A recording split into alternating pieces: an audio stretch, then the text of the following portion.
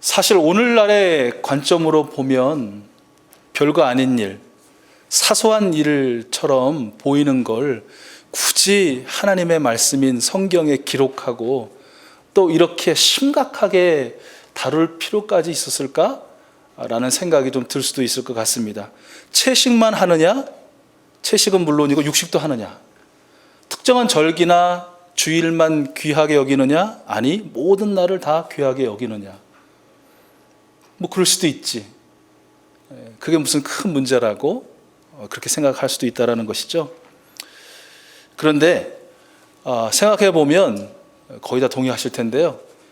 어떤 큰 좋지 않은 결과의 원인은 대부분 사소한 것들로부터 비롯된다라는 것을 아마 잘 아실 것입니다. 경험 많이 하시고 어쩌면 오늘 아침에 나오면서 경험하셨을지도 몰라요.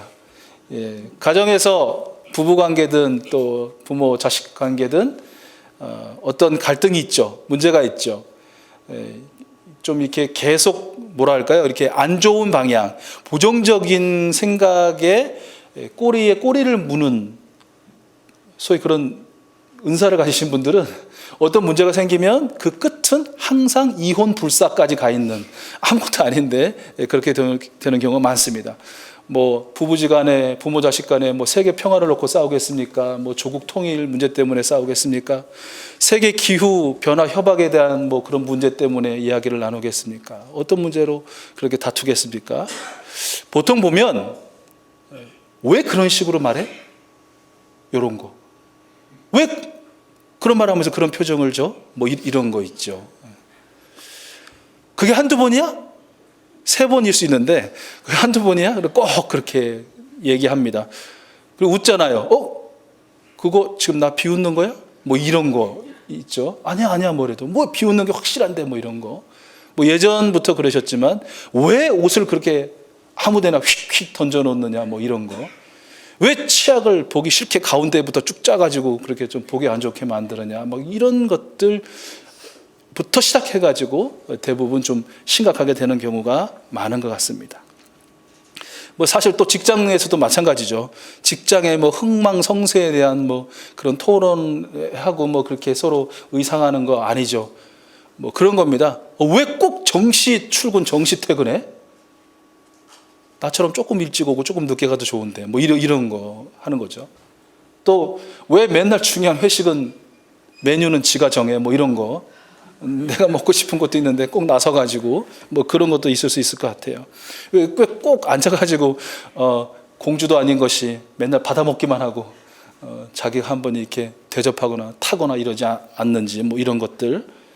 누구는 뭐 좋아서 일어나 내가 분위기 한번 맞춰보려고 애쓰는데 상관없는 것처럼 저렇게 멍 때리고 있을 수가 있나 뭐 이런 것 등등 사실은 뭐 별거 아닌 것 같은데 사소한 것 같은데 그런 것들 때문에 또 아까처럼 이혼 불사를 생각하는 그런 빠른 생각의 전진처럼 에이 내가 이 회사 때려치고 말지라고 그 극단까지 또 가는 경우도 또 빈번한 것 같습니다. 사소한 것을 사소하게 여기는 것이 정말 쉽지 않다.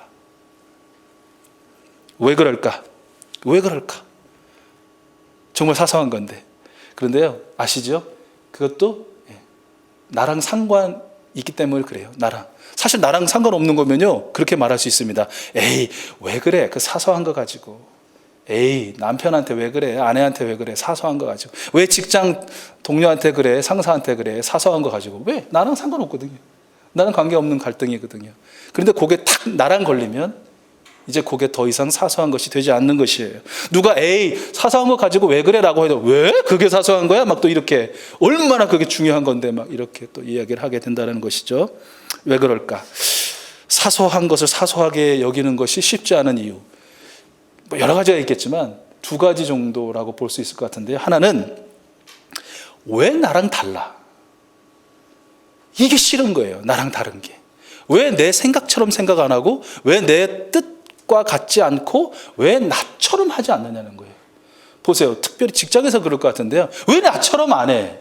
왜 나처럼 불성실하지 뭐 이게 아니, 왜 나처럼 성실하지 않아? 왜 나처럼 애사심이 없어? 왜 나처럼 열정을 안 품어? 왜 나처럼 거의 나처럼이에요.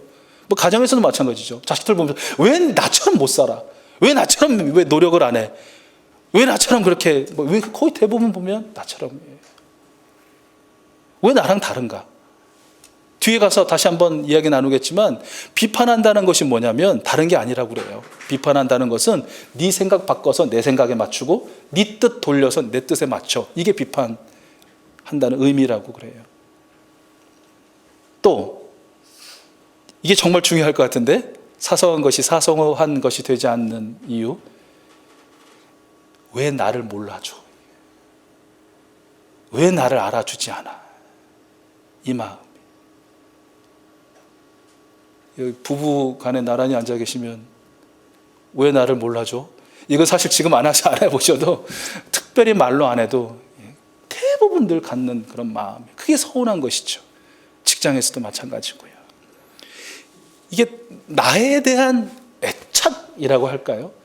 자기 연민, 또 자기 사랑, 자기 집착, 자기의 이런 것들이 사소한 것을 사소한 것으로 인정하지 못하게 하는 그런 가장 큰 이유가 아닐까 싶어요.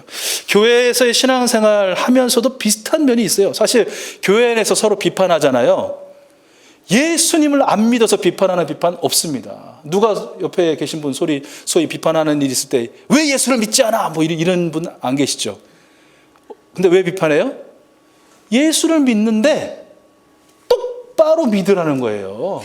예수를 믿으려면 똑바로 믿어라. 근데 아시죠? 여기서의 똑바로는 나처럼이에요. 예수를 믿으려면 나처럼 믿어야지. 똑바로 믿어야지. 왜 그렇게 믿냐가 대부분 비판의 내용이에요.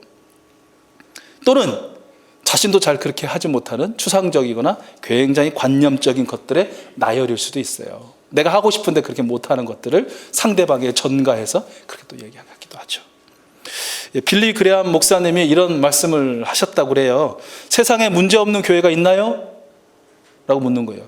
여러분 한번 대답해 보세요. 세상에 문제없는 교회가 있습니까? 혹시 여러분이 교회를 찾다가 정말 문제없는 교회를 발견하거든, 당신이랑 꼭 그 교회 가지 마시오. 왜냐하면 당신이 들어가는 순간 그 교회는 문제 있는 교회가 될 테니까 라고 말을 했다는 거예요. 이게 문제는 나라는 거죠. 네. 어디야 지금 이거? 저는 이런 일이 없을 줄 알았는데 이거 어디야 이게 전. 네, 그래도 좋아요. 네, 오셨으니까, 달려오셨으니까 안전하게 오셔서 감사합니다. 주차하시는 분 띄워놓고 두 분만 막 달려 들어오신 것 같은데. 네. 아무튼 절대 가지 마세요. 여러분 때문에 문제 없는 교회가 문제 있는 교회가 될 테니까. 문제는 바로 나 자신이라는 거예요. 사실 아까 가정이나 직장이나 교회나 뭐 사회생활 모두 전반적인 것에 문제는 나다. 한번 해보실래요? 문제는 나다. 근데 그런 마음 들잖아요. 왜 내가 문제야?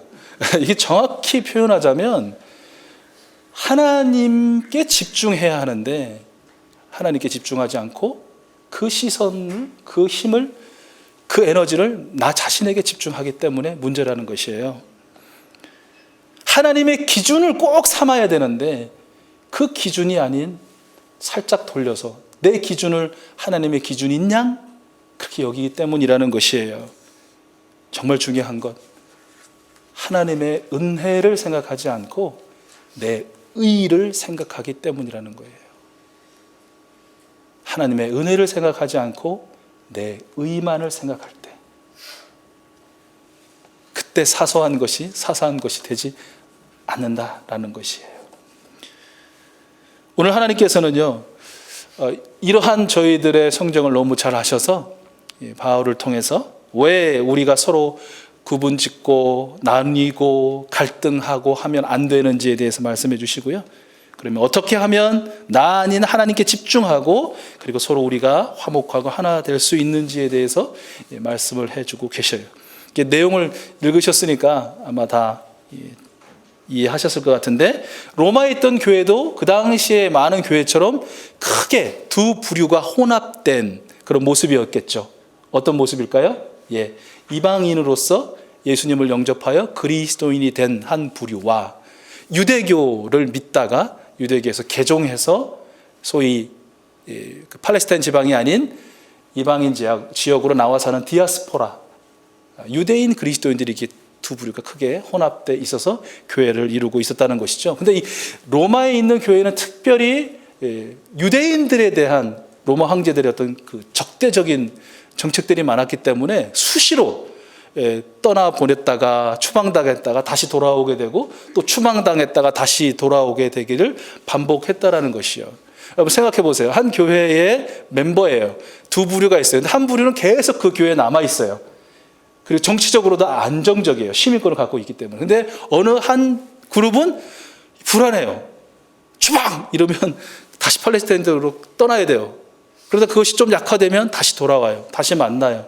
또 어느 날인가 열심히 신앙생활 하다가 또 떠나게 돼요. 또 와요. 자, 그러면 어떤 부류가 더 교회에 어떤 힘을 갖게 될까요? 당연히 계속 있는 사람들이겠죠. 그러니까 이방인 그리스도인들은 계속 남아 있는 거예요. 그리고 그들의 사상이나 철학이나 또 삶의 배경은 이게 자유로운 거예요. 뭐든지 먹을 수 있고 또 모든 날들이 다 중요하다고 쉽게 여길 수 있는 그런 사람들인 것이죠. 그러나 유대교회에서 개종한 그리스도인들은 어땠을까요? 여전히 그들에게는 중요한 날이, 특별한 날이 있는 것이죠.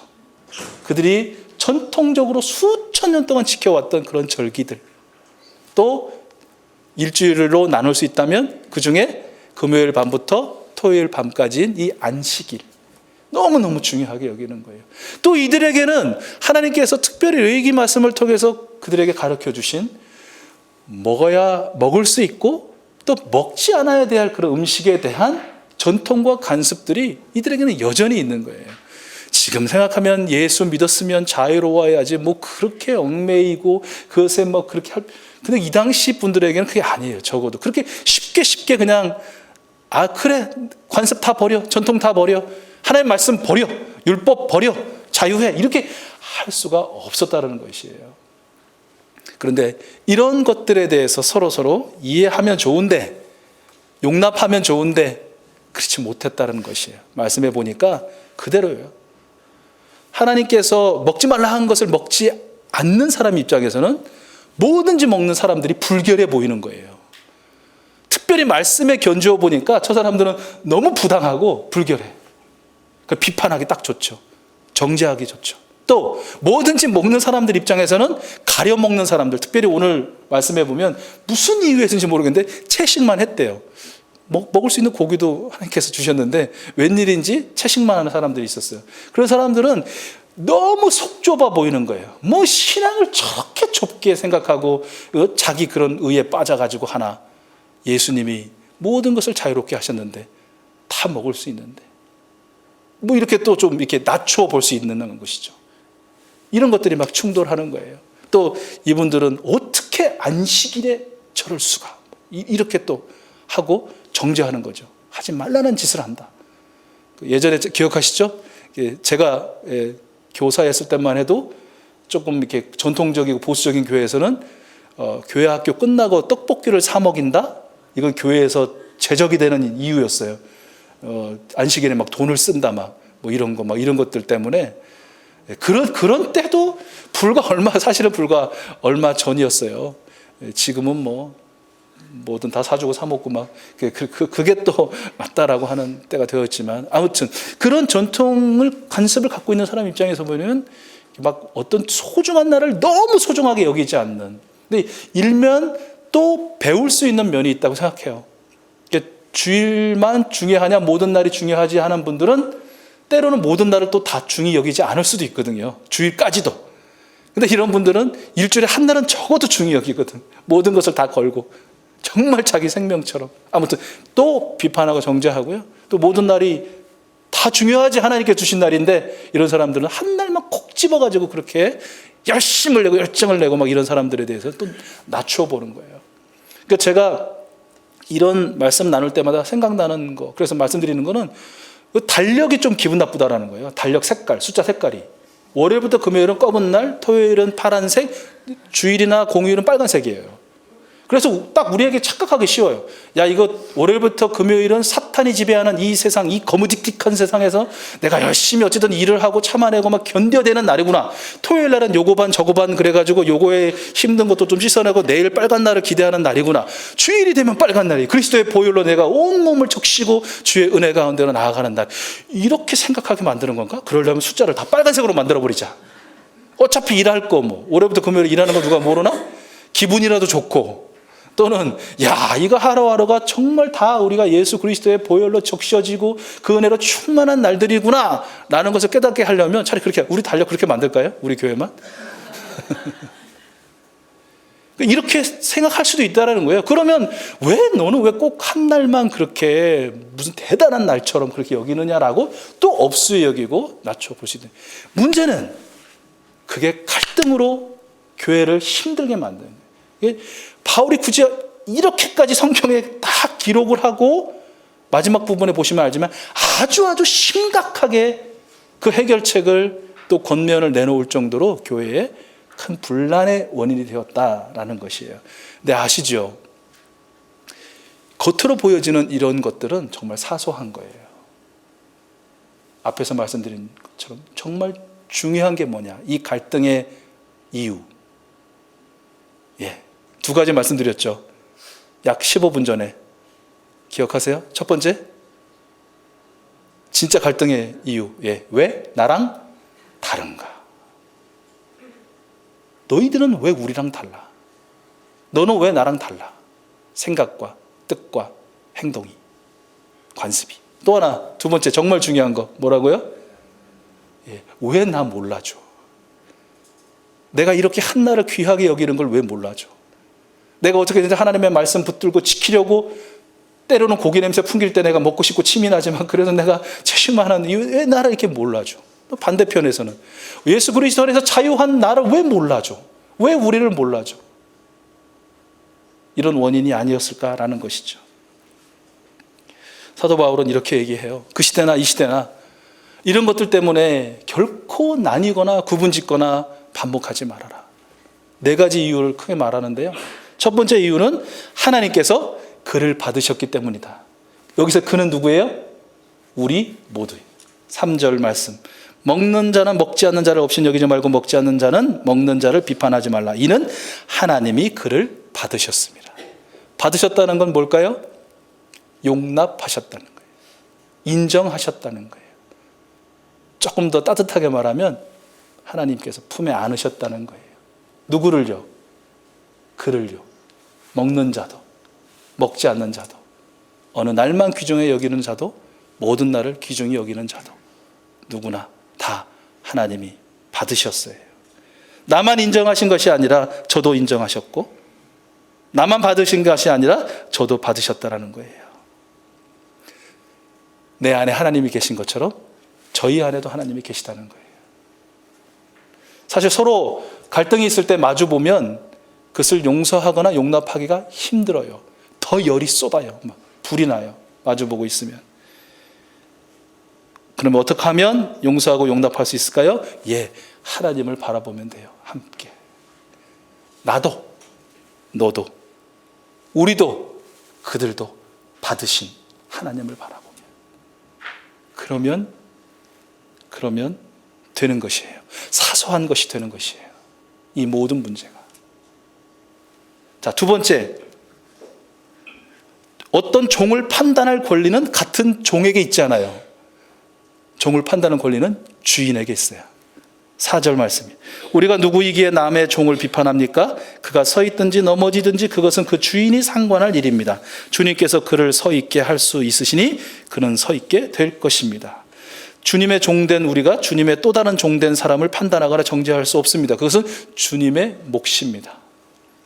비판은 상대방의 생각을 내 뜻대로 바꾸려고 하는 것이다 라고 아까 말씀드렸죠. 그러므로 비판하지 말아라 라는 것은 상대방에게 내 생각과 내 뜻을 주입시키지 말아라는 거예요. 강요하지 말아라는 거예요. 하나님께서 그를 하나님의 생각과 뜻대로 바꾸어 주실 것입니다. 우리는 다만 그리하시기를, 내게 그리하시고 그에게 그리하시기를 기도할 뿐인 것이죠. 세 번째, 많이 들었을 말씀인데 방법의 차이이지 방향의 차이는 아니기 때문에 그래요. 5절과 6절, 어떤 사람은 이 날을 전날보다 낮게 여기고 어떤 사람은 모든 날을 같게 여기나니 각각 자기 마음으로 확정할지니라. 나를 중히 여기는 자도 주를 위하여 중히 여기고 먹는 자도 주를 위하여 먹으니 이는 하나님께 감사하며 먹지 않는 자도 주를 위하여 먹지 아니하며 하나님께 감사하느니라.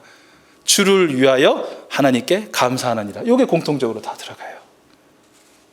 특정한 절기나 어떤 날, 안식일, 후에는 주일이 되겠죠. 이런 날을 중요하게 생각하는 사람이나 모든 날 하나님이 허락하신 하루하루 그 모든 날들을 중요하다 여기는 모든 사람들 다 주님을 위하는 것이 분명합니다. 주님을 위하는 것이 분명합니다. 그리고 먹거나 먹지 않거나 다 하나님께 감사하며 그리하는 것입니다. 다 다른 방법 차이일 뿐 하나님을 위하여 하나님께 감사하는 방향은 다 맞습니다. 같습니다. 그래서 하나님을 향하고 하나님을 위하고 하나님께 감사하는 마음만 있다면 그 감사함은 우리의 모든 차이를 다 상쇄하고도 남음이 있다. 아멘. 그러면 왜 상쇄가 안 되냐? 역으로 말하면 감사함이 없기 때문이다. 하나님을 향한 감사함은 우리의 모든 차이를 없이 할 수 있습니다. 마지막 네 번째, 예수님께서 산자와 죽은 자. 바울은 오늘 본문에서 산자를 좀 자유로운 사람들, 또 죽은 자를 아직도 유대국 관습에 좀 머문 사람들이라고 표현한 것 같아요. 근데 이 산자와 죽은 자, 어떤 사람이든 모두를 위하여 우리 예수님은 죽으셨다가 부활하셨다라는 것이에요. 어떤 특정한 사람들만 위하여 죽으신 게 아니에요. 그를 위하여만 다시 산 게 아니에요. 우리 예수님은 우리와 특별히 예수님 잘 믿는 우리뿐만 아니라 예수님 잘 믿겠다고 하면서 나를 믿는, 나를 위하는, 그래서 반목하는 저희들뿐만 아니라 이 세상에 가치 없이 여기고 많은 사람들이 정말 무시하고 낮추어 보는 모든 생명들 하나하나를 위해서, 심지어는 생명 그러면 항상 이 인류라고 표현되는 사람만 생각하시는 분 안 계시죠? 생명. 자꾸 우리가 바꿔 나가야 됩니다. 교회에서 무슨 설교나 성역 공부하거나 뭐 할 때 생명 그러면 영혼 그러면 꼭 사람만 생각하시는 분들 계세요. 아니에요. 우리가 느낄 수 있든 느낄 수 없든지 간에 하나님께서 창조한 모든 피조물이 생명이에요. 그 생명을 위해서 예수님이 죽으시고 다시 살아나셨습니다. 우리 이 사실을 기억하면 사소하게 여길 수 있어요. 근데 사소하게 여기지 않는다는 건 예수님이 모든 사람을 위해서가 아니라고 이야기하는 꼴이 된다는 것이에요. 10절, 11절, 12절 말씀을 보면요, 바울이 이렇게 열심히 설명하잖아요. 앞에서 이런 일이 우리 가운데 있구나. 그러나 이런 이유 때문에 우리는 절대로 반목하면 안 돼. 알았지? 했는데 이게 안 통할 거라고 확신했나 봐요. 내용을 보면 아주 강력하게 겁을 주고 있어요. 권면을 하고 있어요. 우리는 모두 다 하나님의 심판대 앞에 설게 될 것입니다. 성경에는 이렇게 기록되어 있습니다. 주님께서 말씀하신다. 내가 살아있으니 모든 무릎이 내 앞에 꿇을 것이요 모든 입이 다 나 하나님을 찬양할 것이다. 그러므로 우리는 각각 자기 일을 하나님께 있는 그대로 사실대로 아뢰게 될 것이다. 나의 것을 주님께 정직하게 고백해야 한다. 바울은 명확하게 자신의 죄와 자신의 허물을 주님께 말씀드리라고 말하고 있는 거예요. 그리고 그날이 다가온다라고 말하는 거예요. 가깝다라고 말하는 거예요. 종말의 날이 얼마 남지 않았다. 공동체 안에서나 사회생활 안에서나 가정에서나 다른 사람을 비난하거나 싫어하거나 공격할 시간이 없다는 거예요. 우리에게는. 그런 일들로 하나님께서 내게 정해놓으신 축복의 시간들을 허비할 수 없다라는 거예요. 주님이 하라 하신 일만 하기에도 우리의 시간이 짧다라는 거예요. 부족하다는 거예요.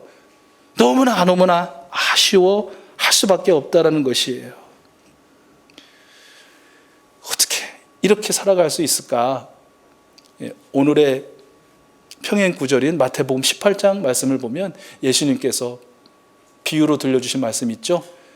10,000달란트를 탕감받았는데 겨우 100데나리온, 몇 분의 몇이다라고 표현할 수 없을 정도로 정말 지극히 작은 것에 빚을 용서하지 않고 그를 감옥에 쳐넣은 비정한 한 인간에게 대해 임금의 입을 통해서 이렇게 호통치시고 계시는데요.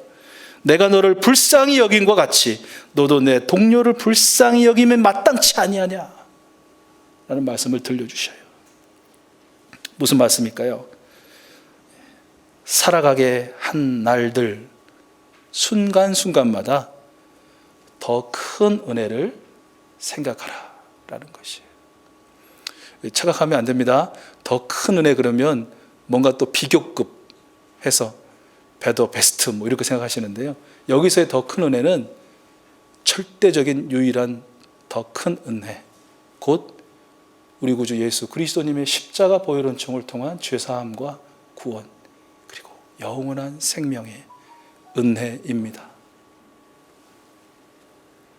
더 큰 은혜를 생각하면 다른 잘못은 작아지고 그것은 기억되지 않는 것이 정상입니다. 여러분, 저희들의 삶에 아무 문제가 없었으면 좋겠는데 문제 없는 구석은 없어요. 어떻게 보면 모든 영역에 항상 문제는 차고 넘쳐요. 그런데 그 문제는 왜 일어나느냐? 본질과 핵심인 하나님께 대한 사랑과 집중에서가 아니라 비본질과 주변이 항상 나, 바로 나에 대한 집중, 그리고 자기애 때문이라는 것입니다. 우리 예수님이 난 괜찮아 라고 말씀하시잖아요. 야, 난 괜찮아.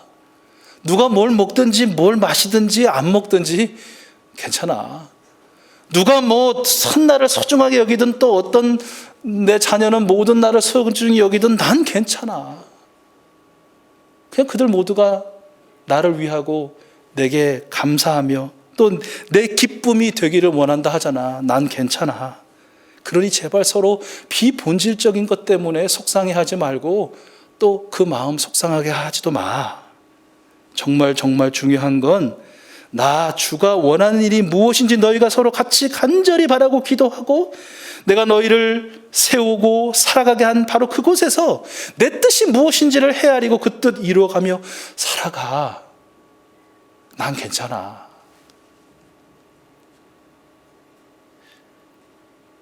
우리의 에너지는 한정되어 있습니다.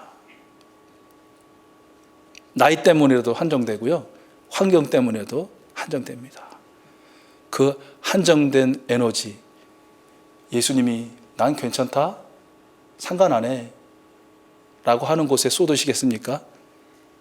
아니면 정말 우리 주님이 원하는 그 일, 그 사역, 그 생명, 그 시간들에 쏟으시겠습니까? 결단하고 다짐하고 이 주님의 이 권면에 그래, 내가 결단하고 이번 한 주간 살아야지. 주를 위하여 주께 감사하며 살아야지. 그러나 또 많은 도전과 문제들이 있을 것입니다. 그럴 때 꼭 기억하십시오. 더 큰 은혜를, 우리 주님의 십자가 구원의 은혜를 생각하십시오. 오늘 함께 예배 찬양한 것처럼 오직 주 예수 그리스도의 보혈로만 우리는 설 수 있고 살 수 있고 하나님 앞에 가서 저와 여러분의 모든 행실을 낱낱이 고하는 그날을 두려움이 아니라 기쁨과 감사함으로 맞이하게 될 것입니다.